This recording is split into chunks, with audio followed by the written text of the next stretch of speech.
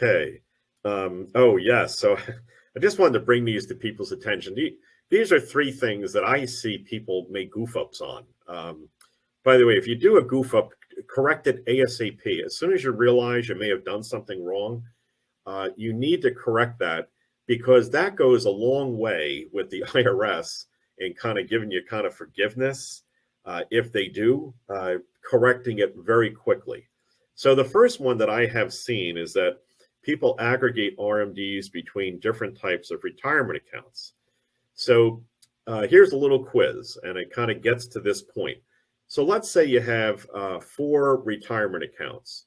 You have 2 IRA accounts, and then you have a 401k from the employer you just retired from, and then you have a 401k from a prior employer. So how many RMDs do you have to take on that? Well, what I've seen people do is that they just add them all together, they multiply it by the 3.65%, and they take out a check from the IRA. Well, that is not the correct way to do it. You can't aggregate RMDs that way. The IRS says that if you have, in the example I gave, those 4 accounts, so you have 2 IRAs, what you're allowed to do is you can aggregate the 2 IRAs and you can take the RMD from one of them. But on the 401ks, you must take a distribution from each of the 401ks of the 3.65%. If you don't do it that way, you are going to pay a 50% penalty for not taking your RMD out of each of those 401ks. They don't care that you took too much out of the IRA.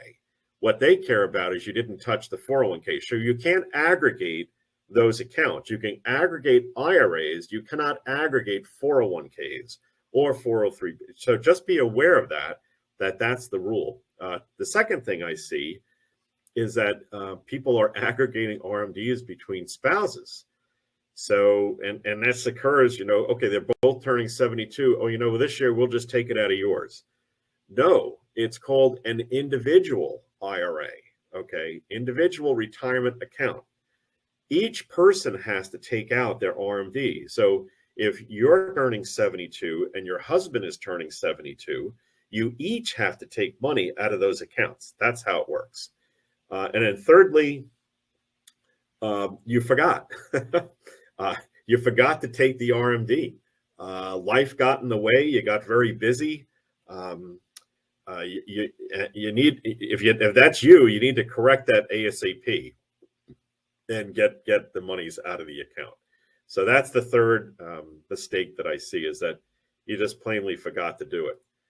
So savvy strategy number 1. So hold off taking IRA distributions. The possible benefits would include, it allows your funds to grow longer, keeps the IRA off your income, it avoids the potential side effects that an IRA distribution can make.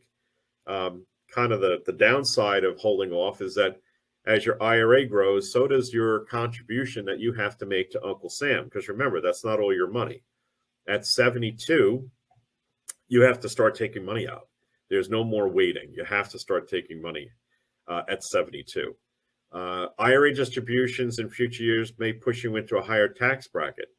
Let me tell you something. This is something that I have seen, and I still have people saying, well, the way I understood it, I thought I'd be in a lower tax bracket in retirement. Well, here's what I'm seeing.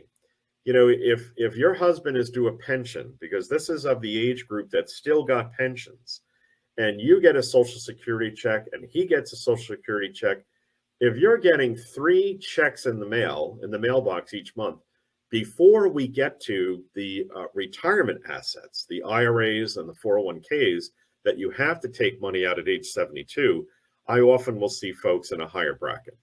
And there is ways to take action around making that not happen, because to be in a higher tax bracket for 30 or 35 years of your retirement, that's a tough pill to swallow.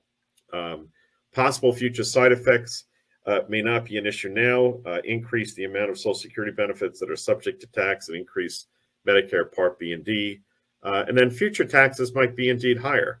I'm of the opinion that I think future taxes will be higher because there's so much going on in the country on expenses, on the expense side, that we can't cut. We can't cut Medicaid. That's an entitlement program. You can't cut Medicare. That's an entitlement program. And Social Security is an entitlement program because people have been paying into it. So we have three big programs that are only growing in its needs because we have 10,000 people turning 65 a day in the United States. So if you can't cut expenses and you need more income, well, what do? Well, you're going to have to increase income, and the way we do it in the U.S. is increasing taxes. So I just see that as an inevitable thing that's going to come at us, is increasing taxes. So, okay. Strategy number 2, do Roth conversions. So an IRA or a similar retirement fund, you can move to a Roth IRA. The taxable amount converted is added to your income. So simple example, Jill converts $100,000 from her IRA to her Roth. Hey, listen, it's just like she got a $100,000 bonus. She's now putting that $100,000 on her tax return, and she is going to have to pay taxes on $100,000. The good news is the $100,000 goes into a Roth IRA, and it's never, ever, ever taxed again. It grows tax deferred. There's no 1099 she's going to receive, and when she starts pulling the money out, there's no tax bill for that either. So it's really a really neat thing. Tax-free. Remember something about that age 59 and a half? I mentioned it before. All distributions to a Roth IRA are tax and for a Roth, are tax and penalty free. If you've had any Roth IRA for more than 5 years, remember I mentioned that before, that's that gestation period. You have to have the Roth for 5 years and you are at least 59 and a half. Okay, so just be aware of that. Okay, if you're older than 59 and a half, then the amount you convert can be distributed anytime, tax and penalty free. So be aware, 59 and a half. Okay, so who can do a Roth? Well, this is what's really neat. Anybody can do a Roth conversion. Okay, anybody can do a Roth conversion. So a conversion is very different than a contribution. A contribution is that $6,000 or $7,000 I talked about earlier that you can put into the account as new money, okay, as new money. A conversion is where you take an IRA and you convert the dollars into a Roth. That's a conversion, okay? So a conversion comes from another account, an IRA account, and goes into the Roth, okay? That's the difference. There's no age limit to do a conversion. There's no income limits to do a conversion, and there's no requirement to be working. You can do a conversion anytime. It helps reduce the risk of rising rates. Well, Roth conversions, it may indeed provide a hedge against an increase in future taxes. And again, I think everyone has to make this decision on their own, or I should say evaluation on their own with their tax professional on what's your view of taxes down the road, because that absolutely will go into your planning. I am fully convinced that what I have seen for most folks, their highest bill in retirement is not necessarily going to be property taxes. It's going to be income taxes. And we've got to be athletic around, taking proactive measures to see what we can do to head that off at the pass. Everyone is going to pay taxes. That's not the issue. I just don't want folks paying more than they have to. And I'm sure folks that are listening to me concur with that statement. I pay taxes like everyone else, but I don't have an obligation to pay more than I have to. And I want to make sure people are aware of this, so what they can do. So future taxes are unknown. Okay, so this is a bit of a strategy that you have to work with your CPA and your financial advisor. And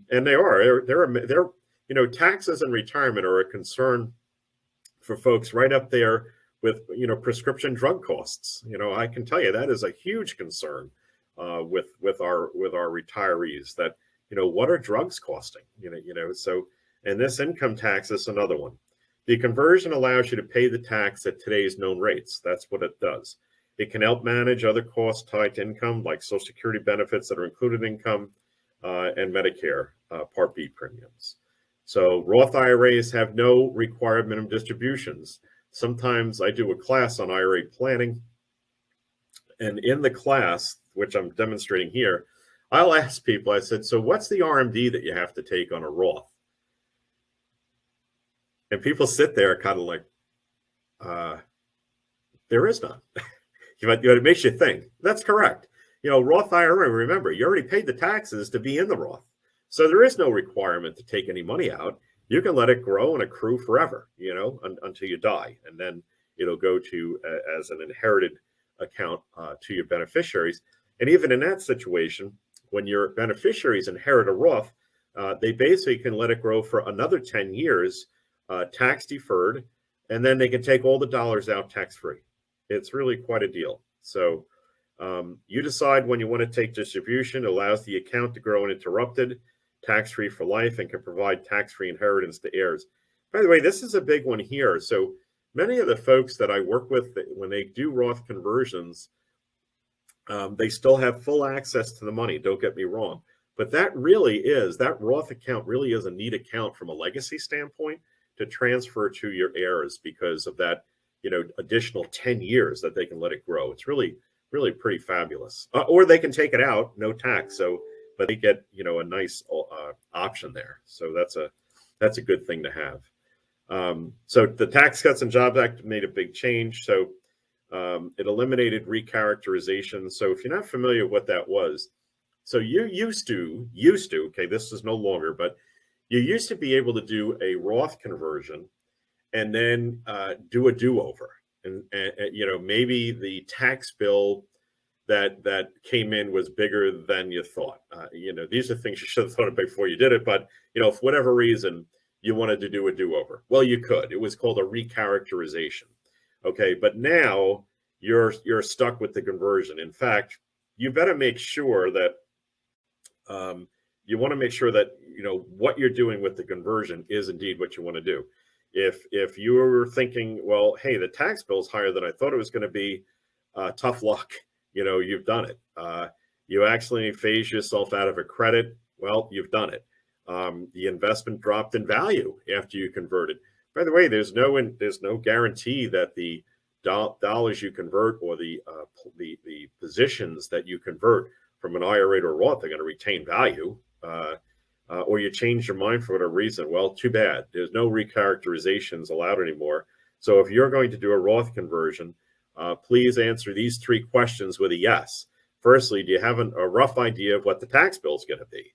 Second, do you have a plan to pay for the taxes that are going to be generated? And third, do you have a reasonable expectation that the benefits of prepaying, because that's what you're doing, your taxes, will likely make sense for you overall?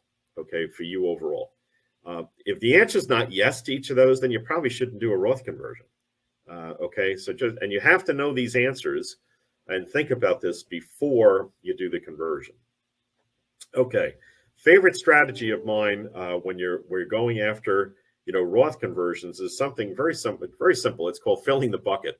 So let's just say you and your wife or you and your husband are in the 22% bracket, and the dollars in there are not full. So in other words, and I'll just get out my handy dandy chart here. So if you're in the 22% bracket filing jointly, you can make between $83,551 and $178,000. So let's say before the conversion, you had taxable income of $100,000. Well, the bucket goes up to $178,000. So you could actually put $75,000 more dollars, and you see the pale blue that's been created. You can fill the bucket with another $75,000 of income and not go into the 24% bracket. You'd still be in the 22% bracket. That's what I mean by that. So it's a real neat way to do it as far as filling the bucket up. Okay.